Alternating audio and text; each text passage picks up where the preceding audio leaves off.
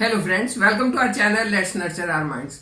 आज हम बात करेंगे फिर से एक समस्या की, वो समस्या जिसने सबको परेशान किया हुआ है। हर दूसरे के मुंह से उसका हम नाम सुन लेते हैं। एक ऐसी समस्या जो अगर एक बार पीछे लग गई तो पीछा छोड़ती नहीं है, दवाइयां सारी जिंदगी खानी पड़ती हैं। और वो कौन सी समस्या है? वो है डायबिटीज की समस्या। आप अगर उस बीमारी के बारे में जान लें और उस बीमारी से बचने के लिए कुछ काम करें तो आपको कोई दिक्कत ही नहीं होगी, बीमारी से पीछा छूटा रहेगा। और आयुर्वेद हमें यही सिखाता है। आयुर्वेद के अगर तरीकों को हम फॉलो करते हैं तो हम बीमार नहीं होंगे। आयुर्वेद एक वे ऑफ लाइफ है, वो जीना सिखाता है, स्वस्थ रहते हुए, मस्त रहते हुए कैसे जिए। और डायबिटीज को भी हम कंट्रोल कर सकते हैं, उसको हम दूर कर सकते हैं, उसको हम रिवर्स कर सकते हैं अगर हम आयुर्वेद के हेल्थ के 4 पिलर्स को माने तो। कौन कौन से 4 पिलर्स वो हैं? वो है आहार, विहार, विचार और आचार। ये 4 पिलर्स को अगर हम सही रखेंगे तो हम बीमार होंगे ही नहीं, ऐसा आयुर्वेद का मानना है और ऐसा मेरा भी मानना है, क्योंकि इन 4 पिलर से ही हमारा पूरा स्वास्थ्य जो है ठीक हो जाएगा। तो आज बात करेंगे कि डायबिटीज क्यों होती है, कैसे इससे हम बच सकते हैं, कौन सी होम रेमेडीज अपना सकते हैं या कौन से हम तरीके अपना सकते हैं जिससे हम डायबिटीज से अपने आप को बचा के रख सकें। तो पहले बात करते हैं उज्ज्वला वेदाश्रम का बेट और लिवकोन कैप्सूल। ये 2 अलग अलग कैप्सूल है, लेकिन दोनों का कॉम्बिनेशन लेने से ही फायदा होता है। किसी के भी अंदर ब्लड शुगर लेवल क्यों बढ़ता है, उसके 2 कारण हो सकते हैं। या तो इंसुलिन सही से बन नहीं रहा है, या उस इंसुलिन का प्रयोग सही से नहीं हो रहा है, मतलब सेल जो है उसको यूज नहीं कर रहे हैं। ये 2 कारण हो सकते हैं और इसी से डायबिटीज बनती है, ब्लड शुगर लेवल बढ़ जाता है और डायबिटीज की प्रॉब्लम स्टार्ट हो जाती है। तो ये जो 2 कैप्सूल हैं, ये आपके इनमें से एक कैप्सूल जो बेट कैप्सूल है वो आपके इंसुलिन सेक्रेशन को प्रमोट करती है, और जो लिवकोन कैप्सूल है ये आपकी बॉडी में ग्लाइकोजन के यूज को प्रमोट करता है। अब ये ग्लाइकोजन क्या है? इंसुलिन के बारे में तो हम बहुत बात करते हैं, इंसुलिन के इंजेक्शन भी सुने होंगे, जिसको डायबिटीज हो जाते हैं इंजेक्शन लगने शुरू हो जाते हैं। और ग्लाइकोजन क्या है? ग्लाइकोजन भी इंसुलिन का चचेरा भाई है, वो भी आपकी बॉडी को स्वस्थ रखने के लिए बहुत अहम भूमिका निभाता है। लेकिन पहले बात करते हैं कि ये इनमें क्या खास चीज है। इनमें खास चीज ये है कि जब आप बेट कैप्सूल लेंगे तो आपकी पैनक्रियाज में इंसुलिन का प्रोडक्शन बढ़ेगा, इंसुलिन सही से बनेगा और सही मात्रा में वो सेल के पास पहुंचेगा। ये कॉम्बिनेशन ब्लड शुगर लेवल को रेगुलेट करता है, इंसुलिन के सेक्रेशन को प्रमोट करता है, यानी कि वो सही से बनता है। ये बॉडी में कार्बोहाइड्रेट के मेटाबॉलिज्म को रेगुलेट करते हैं ताकि वो एकदम से ब्लड में शुगर को या ग्लूकोज को स्पाइक ना दे दे, धीरे धीरे डाइजेस्ट हो, धीरे धीरे एनर्जी में कन्वर्ट हो और धीरे धीरे वो यूज होता रहे। ये दोनों चीजों को भी ये रेगुलेट करते हैं। कोलेस्ट्रॉल लेवल को नहीं बढ़ने देते, उसको सही मात्रा में रखते हैं। तो कोलेस्ट्रॉल भी एक बहुत बड़ी प्रॉब्लम होती है, जिसका कोलेस्ट्रॉल बढ़ जाए उसको बहुत सारी समस्याएं हो जाती हैं। तो ये दोनों कैप्सूल जब लिए जाते हैं तो कोलेस्ट्रॉल लेवल मैनेज होकर रहता है। ये आपके लीवर को हेल्दी रखती हैं, और जब लीवर हेल्दी होगा तो ग्लाइकोजन का यूज बहुत अच्छे से होता है। ग्लाइकोजन के बारे में भी मैं डिटेल में आपके साथ बात करने वाली हूँ। तो ये ग्लाइकोजन के यूज को भी प्रमोट करते हैं और इसीलिए ये इम्यूनिटी बूस्टर भी है, इम्यूनिटी को भी बढ़ाते हैं। क्योंकि जब आपका डाइजेशन अच्छा होगा, जब आपका इंसुलिन सही बनेगा, जब आपका ग्लाइकोजन सही से काम करेगा तो आपकी इम्यूनिटी भी बढ़ेगी। और ये ऐसी कुछ एक हर्ब से मिलके बना हुआ है जो ब्लड शुगर लेवल को कंट्रोल करके रखती है, उसको एकदम से बढ़ने नहीं देती है।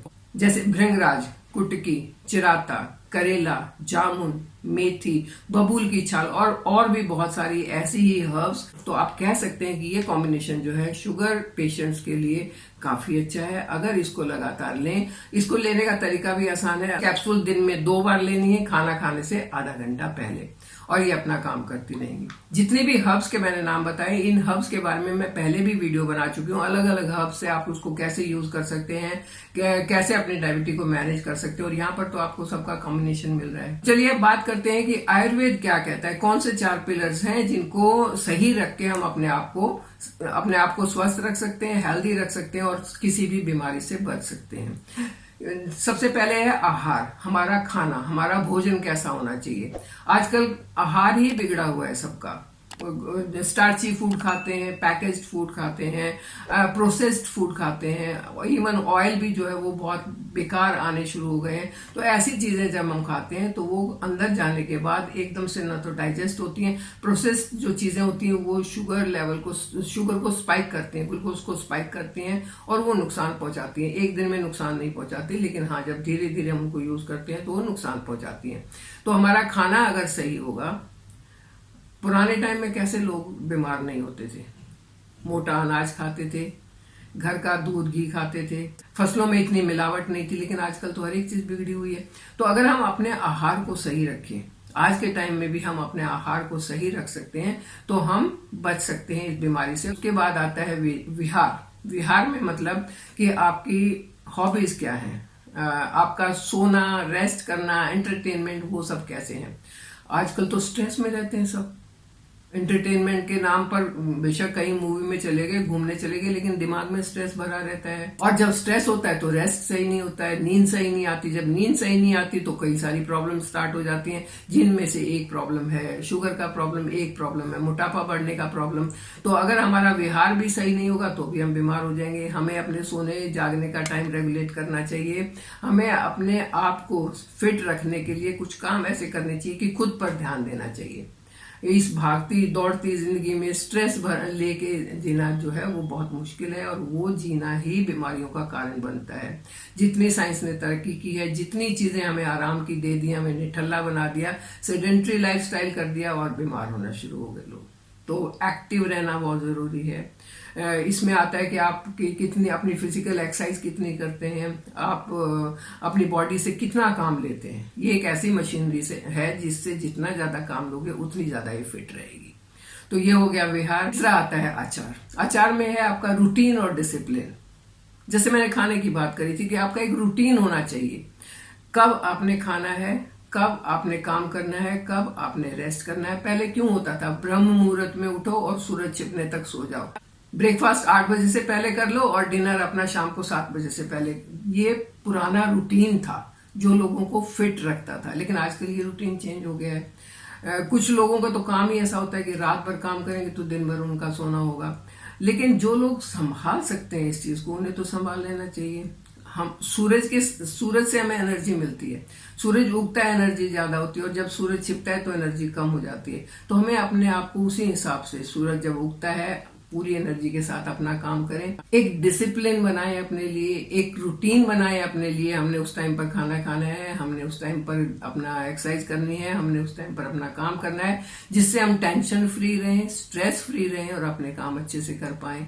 नंबर 4 पर आता है विचार। विचार, हमारे मन में क्या चल रहा है, थॉट्स क्या चल रही हैं। हर इंसान के मन में दिन भर में 60,000 तक थॉट्स आती हैं, जिनमें कुछ रिपीटेड थॉट होती हैं जो कल भी आई थी, परसों भी आई थी, और कुछ नई थॉट्स होती हैं। उन थॉट्स को हम कैसे लेते हैं, वो नेगेटिव है या पॉजिटिव है। अगर तो नेगेटिव थॉट होगी तो वो हमें बीमार करेगी, अगर वो पॉजिटिव है तो वो हमें सही रखेगी। और ये पॉजिटिव थॉट होती है मेडिटेशन से, डीप ब्रीदिंग से, एक्सरसाइज से। तो जब हम ऐसा करेंगे तो जो भी हमने खाना खाया है वो हमारी बॉडी उसको डाइजेस्ट करेगी, इंटेस्टाइन में उसके न्यूट्रिएंट्स एब्सॉर्ब होंगे, और जैसे ही वो एब्सॉर्ब होंगे तो हमारे पैनक्रियाज के पास एक मैसेज आएगा कि खाना मिल गया है हमें, हमारे न्यूट्रिएंट्स एब्सॉर्ब होंगे, और पैनक्रियाज जो है वो इंसुलिन सेक्रेट करना शुरू कर देगी। इंसुलिन जाएगा सेल्स के पास, भाई तुम्हारी खुराक तैयार हो गई है, इसे ले लो। सेल अपना दरवाजा खोलेंगे, उस खुराक को लेंगे, और क्योंकि वो जो खुराक है, वो जो एनर्जी ग्लूकोज के रूप में वहां पहुंची है, वो उनकी ताकत है, वो उनको एनर्जी देगी। सेल उसमें से कुछ एनर्जी को यूज कर लेंगे, कुछ को फ्यूचर यूज के लिए बचा के रख लेंगे, और ये जो फ्यूचर यूज के लिए बचाई हुई एनर्जी है यही ग्लूकोजन है। ये लीवर में और मसल्स में ज्यादातर स्टोर होता है। और फिर जब हम रेस्टिंग स्टेज में होते हैं या हम कुछ खा नहीं रहे हैं और हम बैठे हुए हैं, जब उस टाइम हमें एनर्जी चाहिए, तो ये ग्लूकोजन जो है वो वहां से आता है बाहर और वो हमें एनर्जी देता है, वो सेल्स को एनर्जी देता है, जो एनर्जी से हम काम करते हैं। तो ये हो गया दोनों का काम, इंसुलिन एंड ग्लूकोजन। इसीलिए मैंने इनको चचेरे भाई बोला था कि दोनों ही हमारे लिए बहुत जरूरी हैं। इंसुलिन इंस्टेंट एनर्जी दे रहा है, सेल के पास पहुंचा रहा है और सेल उस एनर्जी को यूज कर रहे हैं। ग्लाइकोजन जो है वो उस एनर्जी को उस टाइम यूज कर रहा है जब वो स्टोर्ड एनर्जी है, फैट के रूप में एनर्जी जमा हुई है, जब बॉडी को चाहिए तो उस स्टोर एनर्जी को यूज करने में मदद करता है। और ये जो मैंने दोनों कैप्सूल बताई हैं, ये इंसुलिन को भी और ग्लाइकोजन को भी दोनों को सही से रेगुलेट करते हैं, इसलिए ये काफी मदद कर सकती हैं। और अगर ये आप लेना चाहते हैं तो इनका लिंक डिस्क्रिप्शन बॉक्स में आपको मिल जाएगा। और क्या करें कि हमें ये प्रॉब्लम ना हो। एक तो फाइबर रिच फूड खाना चाहिए। फाइबर रिच कौन से फूड है? जो स्टार्ची नहीं होंगे, जो प्रोसेस नहीं होंगे। दूसरा, आपको अपना लिक्विड इनटेक, अपने आप को हाइड्रेट रखना चाहिए, क्योंकि अगर आपके अंदर पानी की कमी है तो भी खाना ठीक से डाइजेस्ट नहीं होता है, तो हाइड्रेट रखना भी बहुत जरूरी है। मैंने कुछ एक सिनेमन की रेसिपी या तो मैंने रेसिपी शेयर की थी आपके साथ, सहजन के पत्तों से आपको कैसे जूस बनाना है जो आपको डायबिटीज से बचा सकता है। या आप हार सिंगार के पत्ते का अगर चटनी बना के वो जूस पीते हैं तो वो आपको डायबिटीज से भी बचाएगा और वो आपको किसी भी तरीके के नी पेन से भी बचाएगा। ये रेसिपीज मैं शेयर कर चुकी हूँ, मेरे चैनल पर आपको मिल जाएंगी। तो आज मैं दोबारा से बता देती हूँ कि सिनेमन और मेथी, ये दो चीजें ऐसी हैं, अगर आप खाली पेट इनका पानी पीते हैं तो ये आपको बहुत फायदा करेंगी आपके शुगर लेवल को मेंटेन करने में, आपके हार्मोन्स को बैलेंस करने में। 1 चम्मच मेथी रात को भिगो दें और सुबह खाली पेट वो पानी पी लें और मेथी को चबा चबा के फिर उसको खाएं। इतना चबाएं कि वो मुंह में ही दूध बन जाए और फिर उसको पी लें। अगर आप फिट रहना चाहते हैं तो आपको ही मेहनत करनी पड़ेगी। फिट रहने के लिए मेहनत करना जो है वो बहुत जरूरी है, क्योंकि आप फिट रहेंगे तभी बाकी कामों के लिए मेहनत कर पाएंगे। तो आप अपने आप को फिट रखिए, कुछ आसान तरीकों से, कुछ आचार विचार व्यवहार इन सबको मैनेज करके, और बस फिट रहते हुए मेरे साथ बने रहिए। चैनल को सब्सक्राइब कीजिए। Thank you.